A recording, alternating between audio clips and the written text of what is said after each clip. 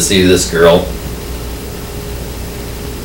I still remember I went up in somewhere in Wisconsin to see this girl and stayed a weekend with her and her parents, and then I got on the train and I knew my mother was still sick at that time, and my mother was home.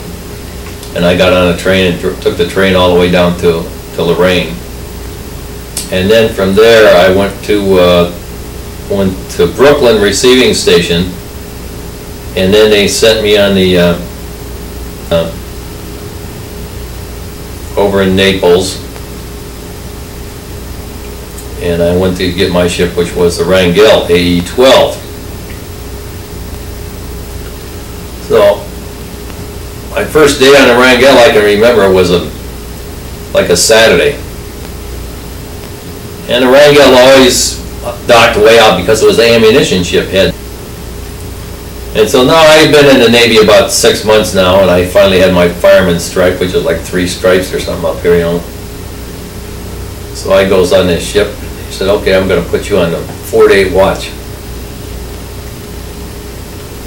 So I went down and he showed me how to run the evaporators. I went down there and I did that, what they told me. 4 to 8 in the Saturday afternoon, from 4 to 8. 4 to 8 Sunday morning, and then I was off watch. After I got off watch, I could go up in the where the bunks were. The bunks were just in the hold of the ship, and it was like 4 tiers of bunks, 4 high, and they had about, I don't know how many across there. There was probably 100 or 200 guys down there, probably 100 anyhow. So it was 25 bunks wide or something, whatever. And then that night at 4 o'clock in the afternoon, I went up and went down to the engine room again and stood my watch. And then the next morning at 4 o'clock, they got me up again, 3:30, go down there and stand 8, watch 4 to 8, and then after I breakfast, stand in line and get all your chow. They said, well, muster on the quarterdeck. Well, the quarterdeck was right behind the ship, on the aft end of the ship there, so the guy says, okay, turn 2. When we got all done with that, he said, okay, turn 2, this was the first class.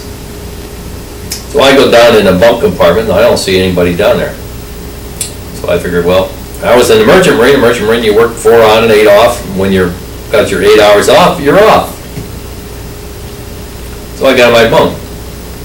Wakes me up.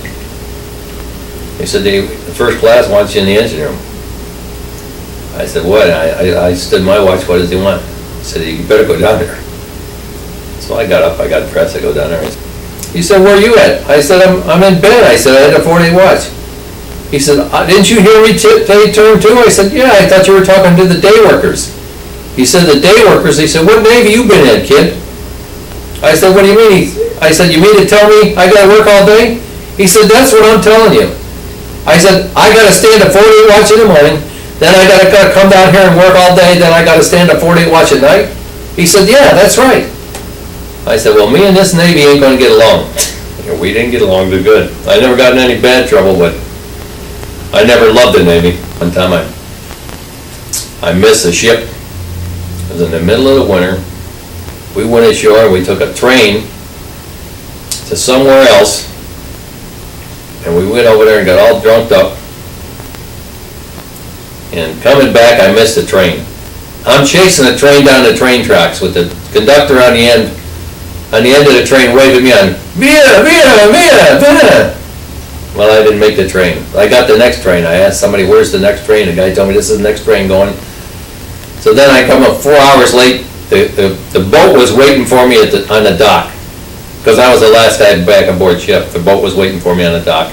And these guys are freezing. I mean, it's about 35 degrees over there. And the boat's anchored, the ship's anchored way out. So at that time I got 20 hours in the shaft alley cleaning, supposed to clean and paint. There was a bunch of other guys down there. They were all doing the same thing. We all had problems.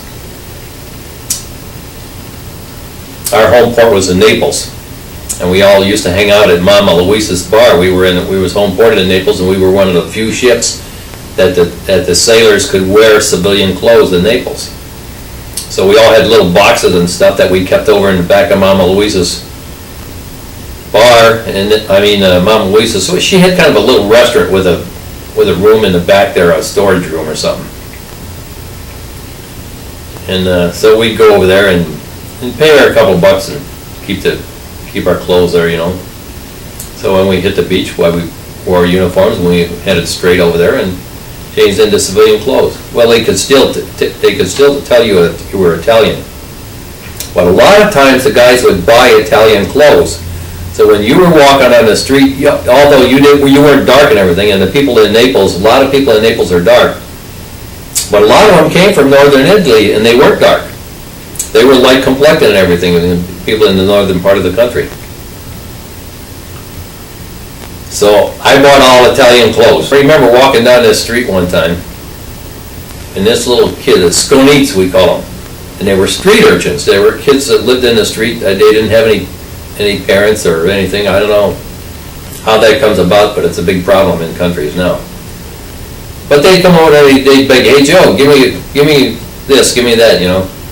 So this kid kept after me, and I'm walking up the street, and he kept after me.